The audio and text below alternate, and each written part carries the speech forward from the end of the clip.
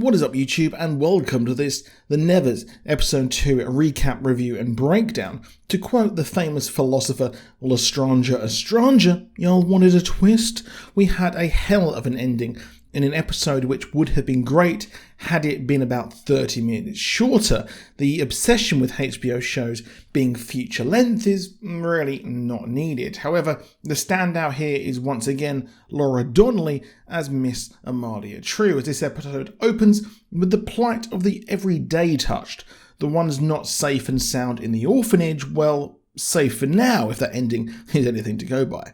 A woman is working in a shop and is revealed to be a touched, as her power is, I imagine, used by accident after being advanced on by a creepy shop manager. She escapes after being outed in a bit of a farcical slapstick scene, which seemed really out of place in the whole show, to be honest, which is a shame as the effects and power seemed pretty cool. She later finds a flyer for what she thinks is a safe haven that turned out to be the doctor who is experimenting on the touched to try and find out what makes them special, as he seems incredibly angry that ordinary people, or at least people who are poor or on the lower part of society, are becoming special, so to speak. All the while, the police raid the orphanage and safe haven of the touched in the wake of Malady's attack last episode, and naturally authorities think all the touched are to blame, hence the raid. They believe Amelie to be part of this brotherhood of evil touched, which is funny in Amelie's response being absolutely incredulous and having a face like thunder. Luckily, Lavinia comes in and intervenes using her family's name and power, and is there to take some touched girls to a high society party, as partly to get them some sort of acceptance, but in reality, they are there as a freak show entertainment for the curious toffs. However, just like last week, the most boring part of the episode is the time away from the touched, where we catch up with the Lord who has a special interest in the touched and learn how the PM will now actually do something and let this council be the task force, and Malady has actually helped them as it has actually swung the people's perception of the touched in the other direction. And as well as that, there are people on the streets who seemingly are sort of taking it upon themselves to take out the touched, which is interesting, and it's going to be curious to see where this goes next. Now, this lord also has a run-in with Swan about his ferryman's sex pagan club, which is a subplot that just really needs to go away. Later in this episode, we do actually see this weird club, and it's all to do with Oggy and, well, what is going on with his life, his love life, and, well, Swan actually wants to use his name to make this legit. It is a mess and is easily one of the worst parts of the episode. Now, Amelie is given some countermeasures against the evil touched as her and Pennant decide who to take to the party. It's soon evident they are not there as equals, as they are given ribbons to identify themselves and have to use their powers as circus tricks for the guests.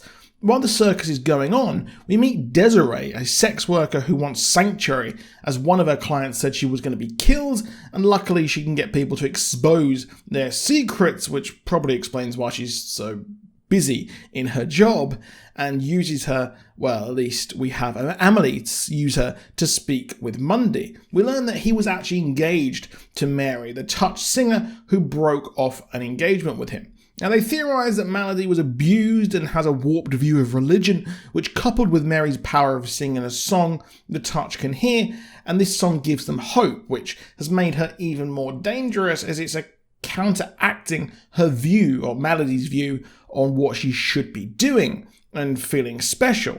But luckily, Amelie's power manifests as she sees herself hurt at the waterworks, the base of Malady. Now, this is actually where Mary's being kept, and she meets a woman desperate to be touched who sacrifices parts of her body, and meets the Colonel who can make anyone believe anything he says.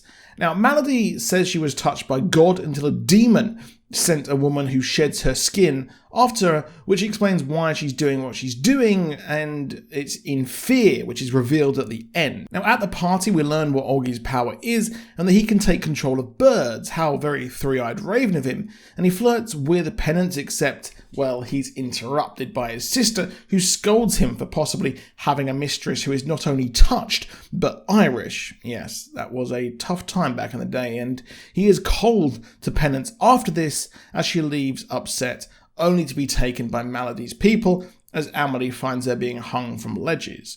Now, it turns out that Malady and Amelie actually knew each other, and Malady was fed to someone years ago that Amelie didn't actually have a choice to. Now, I presume possibly it might be the doctor at the end of this episode, but there is a lot that needs explaining, and I felt this whole scene was incredibly messy, as she has the option to save either of the two women who've been caught, but she shoots herself and Malady as the police to come save the day, and Malady escapes. Now, the problem I had with this episode is that Malady talks in riddles and makes no sense whatsoever, and despite her being an intriguing villain, I find that it comes off a bit short, and she kind of, or at least the show, has fumbled this point of having the villain, and I do hope that we move towards a more interesting person at some point, which we might do at the end.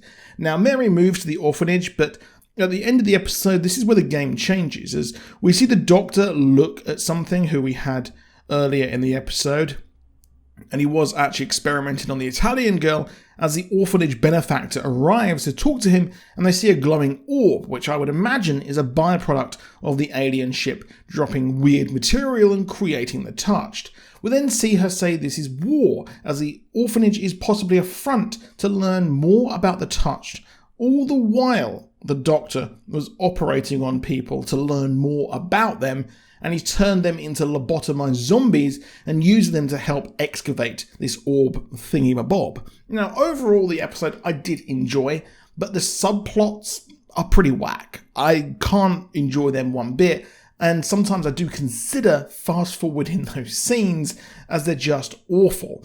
But anything with the actual ladies who are touched and the men who are touched, and that storyline, I really want to watch more of. But that is it for this video. Please drop a like down below. Please do subscribe with notifications on.